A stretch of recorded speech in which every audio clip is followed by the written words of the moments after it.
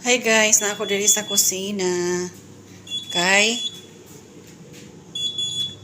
mo check ko sa kuang giluto nga kofta. Beef na siya. Nga naay potato, naay bell pepper, naay onion. Ayan. So ako ra nang giluto daan ang sauce ana niya tapos isahalo na dira.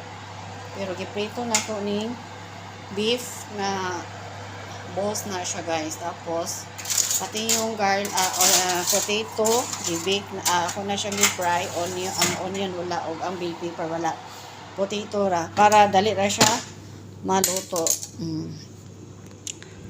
And then, na ako'y rice na gibutangan ako siya og vermicelli noodles na siya guys ha. Ayan. So, mao na angay kuan dito i partner sa ako ang kofta.